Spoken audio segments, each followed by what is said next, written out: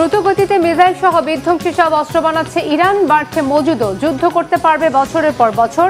আমেরিকার জমকি ইরান। অবশেষে আমেরিকার অস্ত্রের মজুদ শেষ হওয়া আর ইরানের ভয়ে খাবারের ট্রাকে লুকানোর তথ্য স্বীকার ট্রাম্পের। হার মেনে নিলেন কি তিনি? মসজিদ সহ বিভিন্ন স্থানে হামলার জন্য বিজেপি মিত্র ভারতের হিন্দুত্ববাদী দলগুলোকে দায়ী আরএসএস এর এক সদস্যের। মোদি কি বিপাকে? আসসালামু আলাইকুম, দেখছিলেন Bangla vision world news headline. এবারে বিস্তারিত। জোরে সোরে ব্যালিস্টিক মিসাইল সহ সব ধরনের বিধ্বংসী অস্ত্র, গোলাবারুদ আর সামরিক সরঞ্জামের উৎপাদন বাড়িয়েছে ইরান। একই সাথে বাড়াচ্ছে অস্ত্রের মজুদ। যেখানে অস্ত্রের অভাবে যুদ্ধ বন্ধ করতে বাধ্য হয়েছে আমেরিকা, সেখানে বছরের পর বছর ধরে যুদ্ধ চালিয়ে যেতে বিপুল পরিমাণ অস্ত্র ভাণ্ডার তৈরি করছে বিশ্বের নয়া পরাশক্তি হতে যাওয়া খামেনির দেশ ইরান।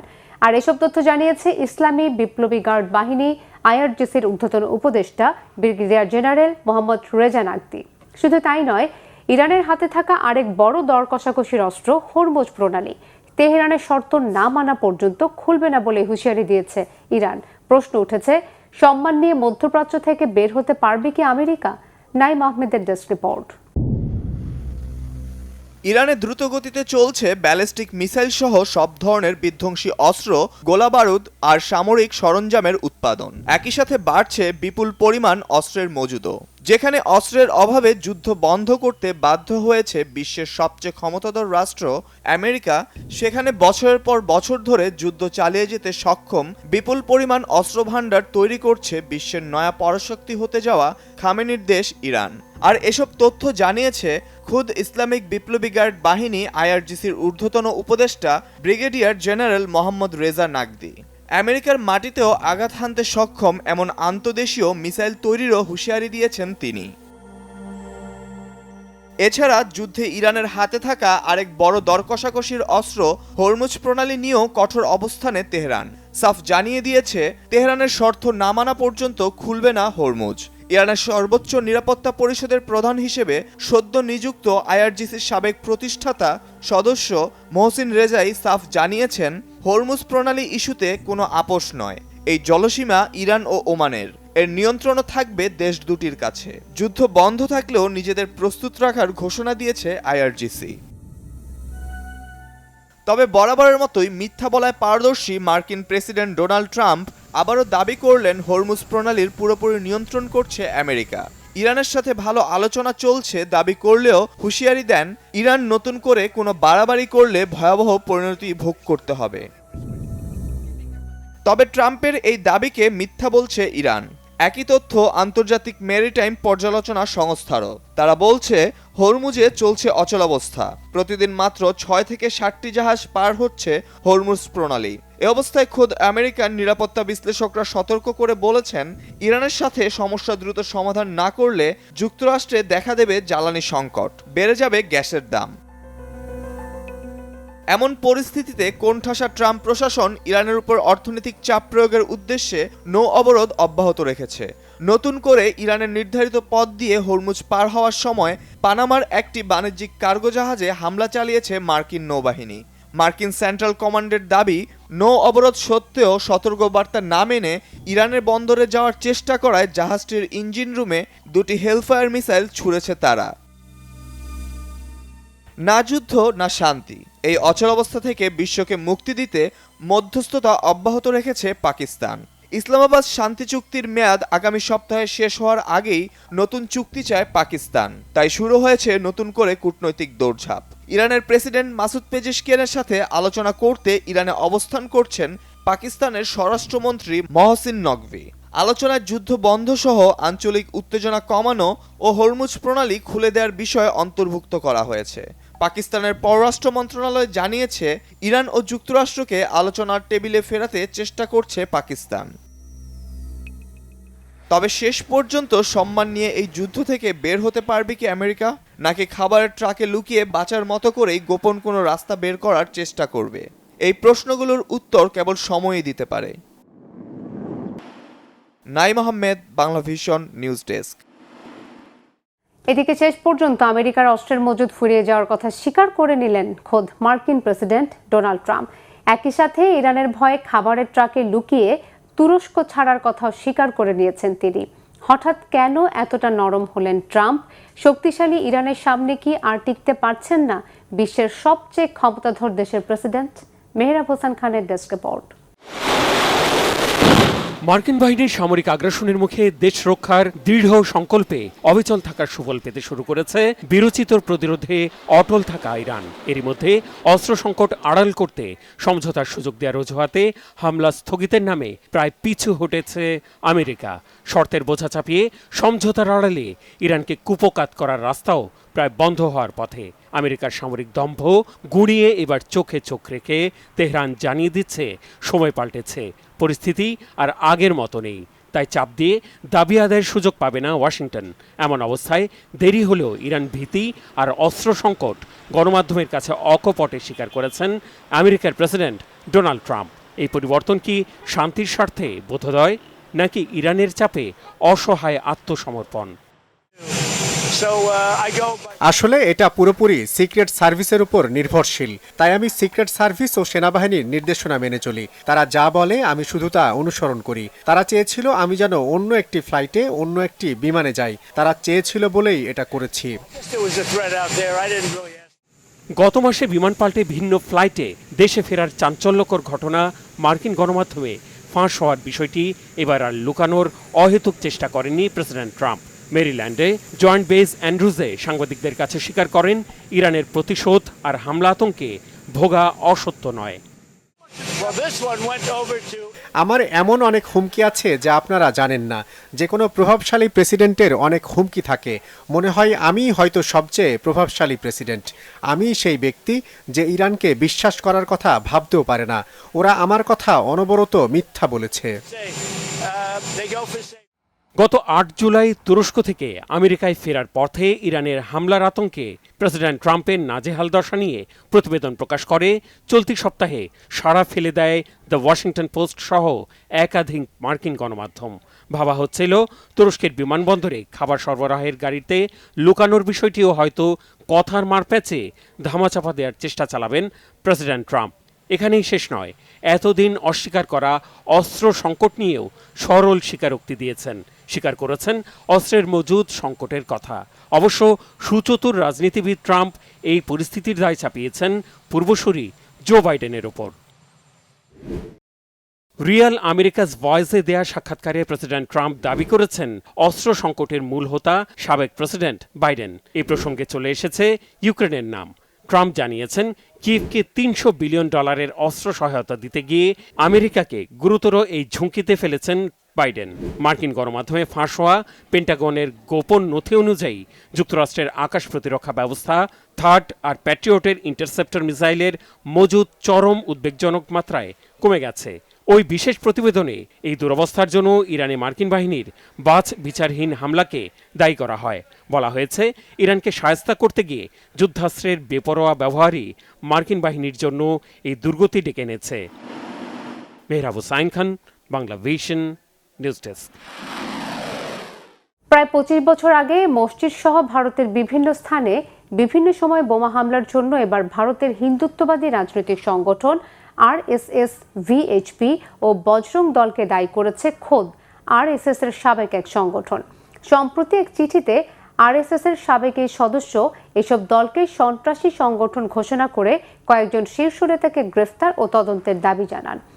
আরএসএস, ভিএইচপি, বজরং ও ক্ষমতাসীন বিজেপি একই আদর্শের অনুসারী। এই ঘটনার পর ভারতে মুসলিম বিরোধী ক্ষমতাসীন মোদী সরকার কি বিপাকে পড়বে? হিজল জোবারের ডেস্ক রিপোর্টে বিস্তারিত। ভারতের হিন্দুত্ববাদী রাজনীতির সঙ্গে সংশ্লিষ্ট রাষ্ট্রীয় স্বয়ংসেবক সংঘ আরএসএস, বিশ্ব হিন্দু পরিষদ, ভিএইচপি ও বজরং দলকে সন্ত্রাসী সংগঠন হিসেবে ঘোষণার দাবি জানিয়েছেন আরএসএস এর সাবেক প্রচারক যশবন্ত শাহদেব শিন্দে। ভারতের কেন্দ্রীয় স্বরাষ্ট্রমন্ত্রী অমিত শাহ এবং কর্ণাটকের স্বরাষ্ট্রমন্ত্রী প্রিয়াঙ্ক খাড়গেকে লেখা এক চিঠিতে তিনি এই দাবি জানান। একই সঙ্গে 2000 সালের পর ভারতে সংঘটিত একাধিক বোমা বিস্ফোরণের ঘটনায় বেশ কয়েকজন শীর্ষ হিন্দুত্ববাদী নেতার বিরুদ্ধে তদন্ত ও গ্রেপ্তারের দাবিও তুলেছেন তিনি। সিন্ধের অভিযোগের কেন্দ্রে রয়েছেন আরএসএস প্রধান মোহন ভাগবত, সংগঠনটির নেতা ইন্দ্রেশ কুমার এবং ভিএইচপির সাধারণ সম্পাদক মিলিন্দ পরান্দে। তার দাবি, দেশটির বিভিন্ন প্রান্তে সংঘটিত বেশ কিছু বোমা বিস্ফোরণের পরিকল্পনা ও প্রস্তুতির সঙ্গে হিন্দুত্ববাদী সংগঠনের নেতাকর্মীদের যোগসূত্র ছিল। ভারতীয় সংবাদ মাধ্যম দ্য ওয়ারের প্রতিবেদনে বলা হয়েছে, এর আগে 2022 সালের আগস্টে মহারাষ্ট্রের নান্দেড়ে একটি বিশেষ সিবিআই আদালতে দেওয়া হলফনামায় সিন্ধে জানান, আরএসএস ও ভিএইচপির সঙ্গে যুক্ত ব্যক্তিদের একটি অংশ দেশ জুড়ে বোমা বিস্ফোরণ ঘটানোর জন্য প্রশিক্ষণ নিয়েছিল। 2003 সালে ভিএইচপি নেতা পরান্দের নির্দেশনায় প্রায় 20 জনের সঙ্গে তিনি নিজেও বোমা তৈরির প্রশিক্ষণ নেন। সিন্ধের ওই অভিযোগের সঙ্গে নান্দেড় বিস্ফোরণের মামলার যোগ রয়েছে। 2006 সালে নান্দেড়ে একটি বাড়িতে বিস্ফোরণের ঘটনায় 2 ব্যক্তি নিহত হন। নিহতদের একজন হিমাংশু পানসে হিন্দুত্ববাদী সংগঠনের সঙ্গে যুক্ত ছিলেন বলে তদন্তে উঠে আসে। তদন্তকারীদের অভিযোগ ছিল, সেখানে বোমা তৈরি করা হচ্ছিল এবং সম্ভবত আওরঙ্গাবাদের একটি মসজিদে হামলার প্রস্তুতি চলছিল। সিন্ধে পরে ওই মামলার সাক্ষী হতে চান এবং বিস্ফোরণের পেছনে বড় ধরনের ষড়যন্ত্রের অভিযোগ করেন। সিন্ধের দাবি, তার সঙ্গে প্রশিক্ষণ নেওয়া সহকর্মীরাই 2003-04 সালে জালনা, পূর্ণা ও পারভানির মসজিদে বোমা হামলা চালিয়েছিল। এসব হামলার উদ্দেশ্য ছিল সাম্প্রদায়িক উত্তেজনা তৈরি করা এবং রাজনৈতিকভাবে সুবিধা নেওয়া। 2022 সালে দেওয়া হলফনামায় সিন্ধে দেশ জুড়ে আরও কয়েকটি আলোচিত বিস্ফোরণের সঙ্গে একই নেটওয়ার্কের যোগসূত্রের দাবি জানান। ওইসব হামলার উদ্দেশ্য ছিল মুসলিমদের ওপর দায় চাপানো। এদিকে এই অভিযোগগুলোর আইনি পরিণতি ভিন্ন। সিবিআইয়ের প্রাথমিক তদন্তে দাবি করা হয়েছিল, এসব অভিযোগের সমর্থনে শক্তিশালী আনুষঙ্গিক প্রমাণ রয়েছে। কিন্তু বর্তমান হিন্দুত্ববাদী বিজেপি নেতৃত্বাধীন সরকারের আমলে মামলাগুলো আদালতে উঠলেও অভিযুক্ত সব ব্যক্তিকেই খালাস দেওয়া হয়। সিন্ধে দীর্ঘদিন আরএসএস এর সঙ্গে যুক্ত ছিলেন। 1990 সালে সংগঠনে যোগ দেওয়ার পর তিনি বিভিন্ন দায়িত্ব পালন করেন এবং 1999 সালে মুম্বাইয়ের বজরং দলের দায়িত্বেও ছিলেন। পরে তিনি সংগঠন থেকে দূরে সরে যান। তার দাবি, এক পর্যায়ে তাকে বোমা তৈরি ও প্রশিক্ষণের একটি দলে যোগ দেওয়ার প্রস্তাব দেওয়া হয়েছিল, যা তিনি প্রত্যাখ্যান করেন। এর আগে দেওয়া হলফনামায় সিন্ধে বলেছিলেন, তিনি সংগঠনের শীর্ষ নেতাদের কাছে এসব কর্মকাণ্ড নিয়ে আপত্তিও জানিয়েছিলেন, কিন্তু কোনো কার্যকর পদক্ষেপ না হওয়ায় শেষ পর্যন্ত প্রকাশ্যে আসার সিদ্ধান্ত নেন। তার দাবি, আরএসএস এর মূল আদর্শ থেকে সংগঠনটি সরে গিয়ে রাজনৈতিক স্বার্থে সাম্প্রদায়িক মেরুকরণের পথে এগিয়েছে। হিজল জোবায়ের, বাংলা ভিশন। দক্ষিণ আমেরিকার দেশ কলম্বিয়ার মঙ্গলবারে 7.4 মাত্রার ভয়াবহ শক্তিশালী ভূমিকম্পে মৃতের সংখ্যা বেড়ে 250 জনে পৌঁছেছে। এখনও ধ্বংসস্তূপের নিচে চাপা পড়ে আছে অনেকেই, ফলে মৃতের সংখ্যা আরও বৃদ্ধির আশঙ্কা করা হচ্ছে। চাপা পড়া স্বজনদের খুঁজে খালি হতেই ধ্বংসস্তূপ সরাচ্ছে অনেকে। বিস্তারিত মির ফজলে রাব্বির ডেস্ক রিপোর্টে। প্রকৃতির তাণ্ডবের কাছে মানুষ যে কতটা অসহায় তা আরও একবার প্রমাণ করল কলম্বিয়ার স্মরণকালের ভয়াবহ ভূমিকম্প।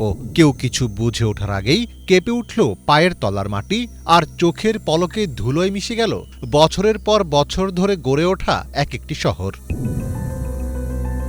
10 আগস্ট দক্ষিণ আমেরিকার দেশ কলম্বিয়ায় 7.4 মাত্রার ভূমিকম্পটি আঘাত হানে। এটি সবচেয়ে বেশি আঘাত এনেছে চোকো নামের একটি পাহাড়ি প্রদেশে। তবে ভূমিকম্পটির কম্পন অনুভূত হয়েছে রাজধানীর বোগোতা এবং অন্যান্য জনবহুল শহরগুলোতে।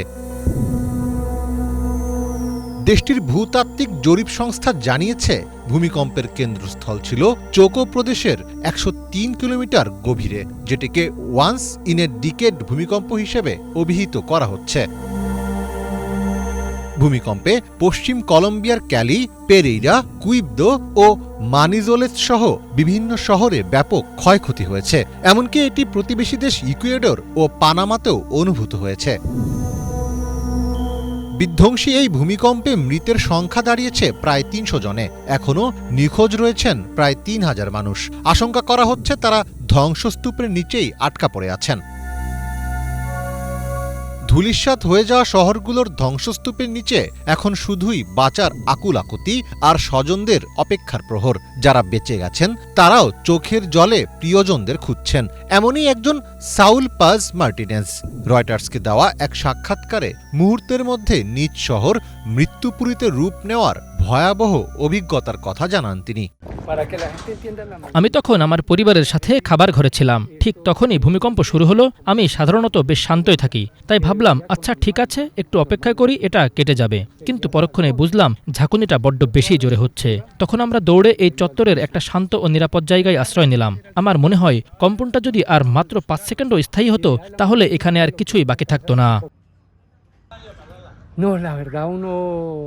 আমাদের এটা ভুলে গেলে চলবে না যে আমরা সবাই একই মানবজাতির অংশ। আমাদের মতামত ভিন্ন হতে পারে, জীবনকে দেখার দৃষ্টিভঙ্গি আলাদা হতে পারে, কিন্তু এটা খুবই কষ্টের বিষয় যে যারা গত রাতেও একটা বাড়ি আর গাড়ির মালিক হিসেবে ঘুমাতে গেল, আজ তাদের কিছুই নেই। এই পরিস্থিতি কাটিয়ে উঠে নতুন করে পথ চলা তাদের জন্য খুবই কঠিন হবে। তবে ঈশ্বর মহান, তিনি তাদের কখনোই এভাবে ছেড়ে যাবেন না। ভূমিকম্পে সবচেয়ে বেশি ক্ষতিগ্রস্ত এলাকাগুলোর একটি হল দেশটির কফি উৎপাদনকারী অঞ্চল হিসেবে পরিচিত রিসারালদা প্রদেশ। বিশেষ করে পেরেইরা শহর ও এর আশেপাশের এলাকায় ব্যাপক ক্ষয়ক্ষতি হয়েছে। স্থানীয় কর্তৃপক্ষ জানিয়েছে পেরেইরার মহানগর এলাকায় অন্তত 40 জন নিহত হয়েছেন এবং 65টি ভবন ধসে পড়েছে। কলম্বিয়ার প্রেসিডেন্ট আবেলার্দো দে লা এসপ্রিলা মাত্র গত শুক্রবার শপথ গ্রহণ করেন। এর মধ্যেই দেশটিতে আঘাত হানল এত শক্তিশালী ভূমিকম্প। এরপর দ্রুত সময়ের মধ্যে তিনি দেশজুড়ে জাতীয় বিপর্যয় ঘোষণা করেন। এরই মধ্যে বিশ্বের বিভিন্ন দেশ কলম্বিয়ায় সহায়তা করার প্রতিশ্রুতি দিয়েছে। মীর ফজলে রাব্বি, বাংলা ভিশন। সালাউদ্দিন আইয়ুবী একজন সুলতান, একজন বীর যোদ্ধা, যার নেতৃত্বে 1187 সালে ক্রুসেডারদের হাত থেকে মুক্ত হয়েছিল জেরুজালেমের পবিত্র ভূমি। শুধু তাই নয়, বিজয়ের পর প্রতিশোধের পথ না বেছে পরাজিত ক্রুসেডারদের প্রতি তিনি দেখিয়েছিলেন অসাধারণ মহানুভবতা। তার এই উদারতা ও ন্যায়পরায়ণতায় অনুপ্রাণিত হয়ে বহু ইউরোপিয়ান ইসলাম গ্রহণ করেছিলেন বলে বিভিন্ন ঐতিহাসিক বর্ণনায় উল্লেখ রয়েছে। ফিলিস্তিনে চলমান ইসরায়েলি আগ্রাসনের মধ্যে স্থানীয়দের অনেকেই হয়তো স্বপ্ন দেখেন সালাউদ্দিন আইয়ুবীর মতো আরেকজন বীর যোদ্ধা এসে আবারও মুক্ত করবেন ফিলিস্তিনকে। আবারও আল আকসা মসজিদের মিনার থেকে ধ্বনিত হবে শান্তির আজান। সালাউদ্দিন আইয়ুবীর ফিলিস্তিন ও জেরুজালেম পুনরুদ্ধারের ইতিহাস নিয়ে আরো জানাচ্ছেন ইমরান মাহমুদ। 1337 খ্রিস্টাব্দে ইরাকের টিকরিত শহরে এক কুর্দি পরিবারে জন্ম নেয় একটি শিশু। কিন্তু যেদিন শিশুটির জন্ম হয় সেদিনই তার পরিবারকে শহর ছাড়তে বলা হয়। শিশুটির পিতা নাজম আল দিন আইয়ুবী এতটাই বিষণ্ণ ছিলেন যে তিনি ভেবেছিলেন এই সন্তানই তার দুর্ভাগ্যের কারণ। কিন্তু তার সাথীরা তাকে শান্ত করেন এবং শিশুটির নাম রাখা হয় ইউসুফ ইবনে আইয়ুবী। নাজম আল দিন যখন তার পরিবার নিয়ে অনিশ্চিত যাত্রায় বের হয়েছিলেন, কেউ বুঝতেই পারেননি এই শিশুটি একদিন ফিলিস্তিনের ইতিহাস নতুন করে লিখবে। নাজম আল দিন সপরিবারে দামেস্কে চলে আসেন। দামেস্কের তৎকালীন শাসক নুরুদ্দিন জাঙ্গি তাদের আশ্রয় দেন। ছোটবেলা থেকেই ইউসুফ আইয়ুবী পড়াশোনা ও ধর্মে খুব আগ্রহী ছিলেন। জ্ঞান ও ইমানের প্রতি তার অটল নিষ্ঠার জন্য তাকে সালাউদ্দিন উপাধি দেওয়া হয়। আর তিনি যাকে আমরা ইতিহাসে বিখ্যাত ও মহাবীর সালাউদ্দিন আইয়ুবী নামে চিনি। সালাউদ্দিনের চাচা আসাদুদ্দিন শিরকু ছিলেন বাদশাহ নুরুদ্দিন জাঙ্গির সেনাপ্রধান। তার কাছে সালাউদ্দিন সামরিক কৌশল শেখেন। মিশর তখন ফাতেমীয় খিলাফতের অধীনে ছিল এবং সেখানেও অভ্যন্তরীণ কোন্দল চলছিল। বাদশাহ নুরুদ্দিন শিরকু ও সালাউদ্দিনকে মিশরের দিকে পাঠান। সালাউদ্দিনের বিচক্ষণতায় খুব সহজে মিশর জয় হয়।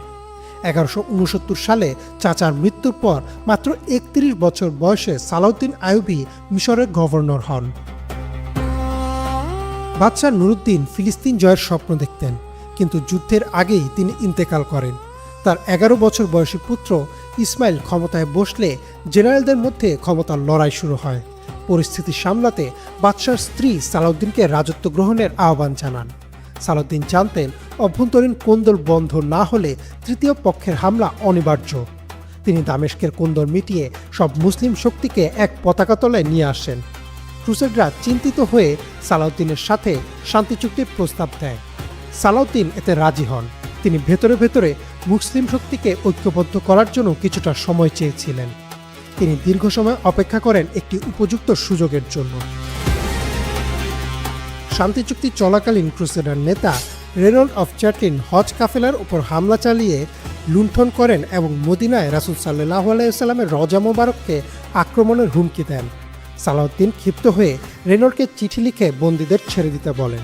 রেনল্ড জবাবে উদ্ধতভাবে বলেন, tell Muhammad to come and rescue them. Salahuddin প্রতিজ্ঞা করেন তিনি নিজ হাতে রেনল্ডকে শাস্তি দেবেন। এটাই ছিল মহাযুদ্ধের চূড়ান্ত উস্কানি। সালাউদ্দিন বুদ্ধির খেলায় মেতে ওঠেন। তিনি প্রথমে তবারিয়া শহর আক্রমণ করে সেই অঞ্চলের পানির একমাত্র উৎস লেক অফ তবারিয়া দখল করেন। ক্রুসেডার রাজা গায়া ফ্লুসিগনান বিশাল বাহিনী নিয়ে তবারিয়া উদ্ধারে রওনা দেন। এটাই ছিল সালাউদ্দিনের পাতা ফাঁদ। সালাউদ্দিন আগেই সব কুয়া পাথর দিয়ে ভরাট বা বিষাক্ত করে দেন।